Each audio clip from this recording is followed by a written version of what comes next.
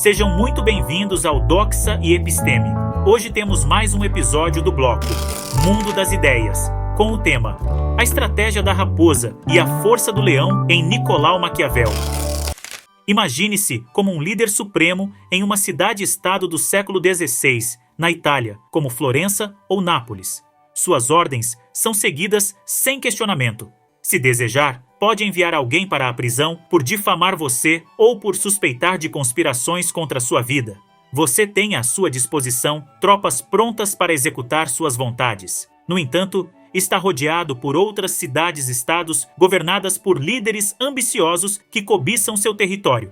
Como você agiria? Deveria ser sempre honesto, manter suas promessas e confiar na bondade das pessoas? Nicolau Maquiavel, de 1469 a 1527, discordava dessa abordagem, sugerindo que, às vezes, é mais eficaz mentir, quebrar promessas e até mesmo eliminar inimigos. Para ele, um líder eficaz precisa aprender a ser astuto e pragmático. O principal objetivo é manter-se no poder, e qualquer meio para alcançar isso é justificável.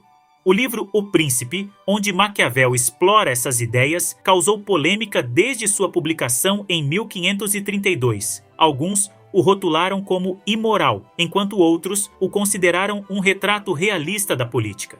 Muitos líderes políticos contemporâneos o estudaram, embora poucos admitam, sugerindo que possam aplicar seus princípios. Maquiavel escreveu O Príncipe para aqueles que acabaram de ascender ao poder, enquanto vivia em uma fazenda ao sul de Florença. Na época, a Itália era um lugar instável e perigoso.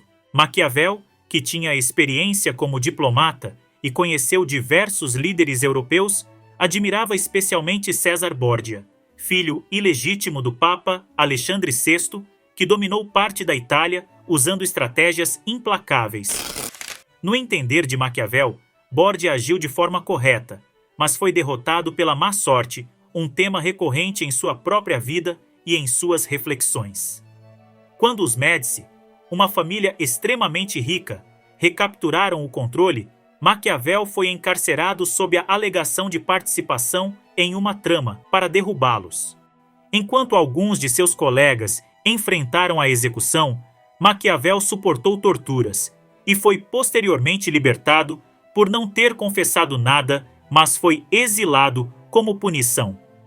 Destituído da esfera política e proibido de retornar à sua amada Florença, ele se retirou para o campo onde passava seu tempo, imaginando conversas com grandes pensadores do passado. Em seus devaneios, eles debatiam sobre estratégias para manter o poder como líderes. É plausível que tenha escrito O Príncipe não só para impressionar governantes, mas também para tentar garantir uma posição como conselheiro político, buscando assim retornar à Florença e à política real. No entanto, seu plano falhou e ele acabou se tornando um escritor. Além de O Príncipe, ele produziu vários outros livros sobre política e foi bem-sucedido como dramaturgo, com sua peça Mandrágora ainda sendo encenada atualmente. Então, qual era exatamente o conselho de Maquiavel e por que causou tanto impacto em seus leitores? Sua ideia central era a necessidade de um líder possuir o que ele denominou de virtù, que em italiano significa firmeza ou coragem. O que isso implica? Maquiavel acreditava que o sucesso era, em parte, determinado pela sorte, mas também dependia das escolhas que fazemos.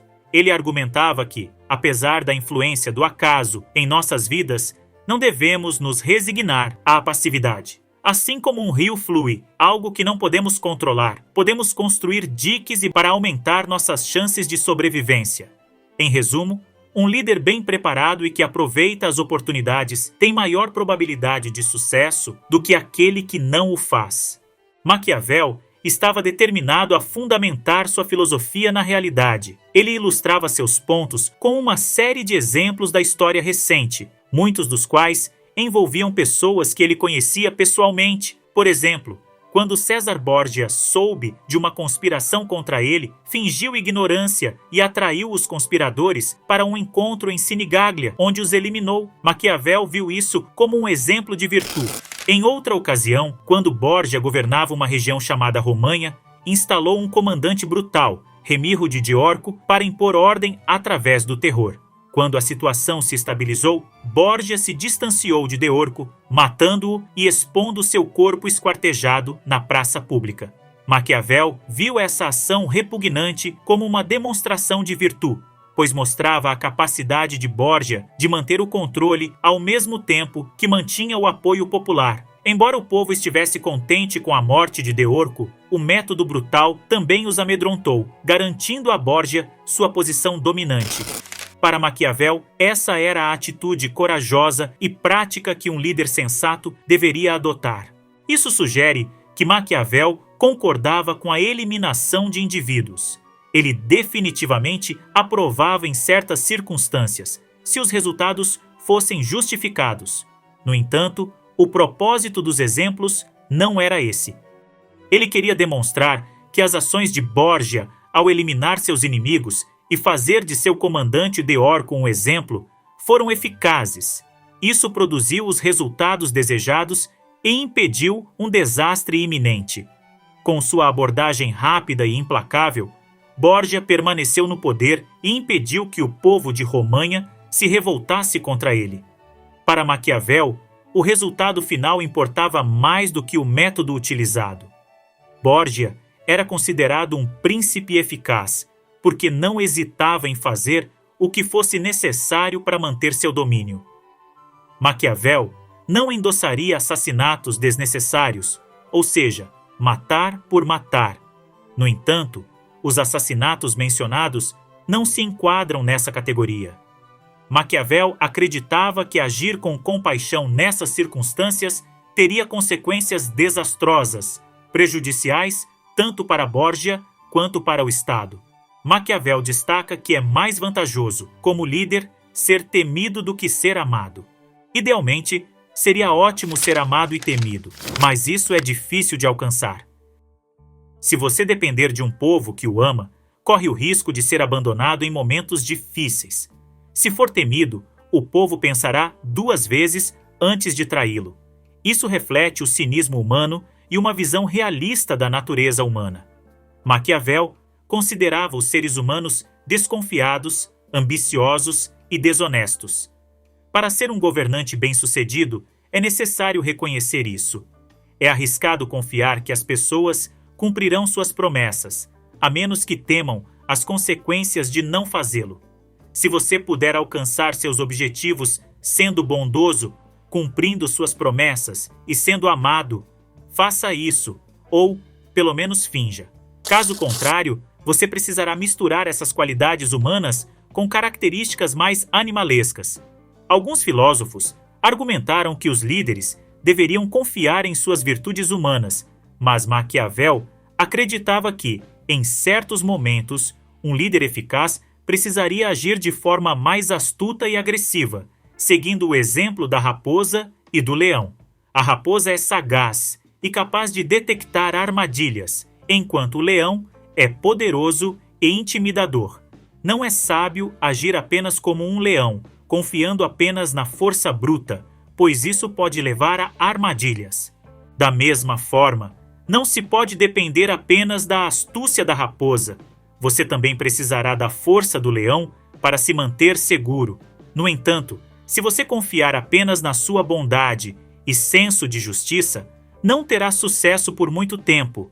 Felizmente, as pessoas são ingênuas e muitas vezes se deixam enganar pelas aparências. Portanto, como líder, é necessário alcançar o sucesso, mostrando-se honesto e gentil, enquanto ocasionalmente quebra promessas e age com crueldade. Ao ler isso, é possível que você conclua que Maquiavel era apenas um homem mau. Muitas pessoas têm essa percepção, e o adjetivo maquiavélico é frequentemente usado de forma pejorativa para descrever alguém disposto a enganar e manipular os outros conforme desejarem. No entanto, alguns filósofos argumentam que Maquiavel trouxe à tona algo crucial.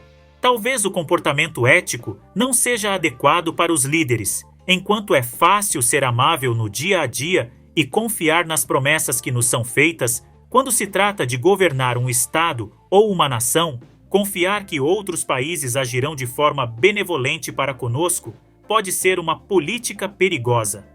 Maquiavel via a si mesmo como um realista, alguém que reconhecia a natureza fundamentalmente egoísta das pessoas. Essa visão também era compartilhada por Thomas Hobbes e servia como base para sua visão sobre a estruturação da sociedade. Caso queira saber mais, veja o vídeo anterior. Pois bem, por hoje é só. Caso tenha gostado, dê aquele like maroto, assine o canal e compartilhe com os amigos. Um forte abraço e vitória sempre!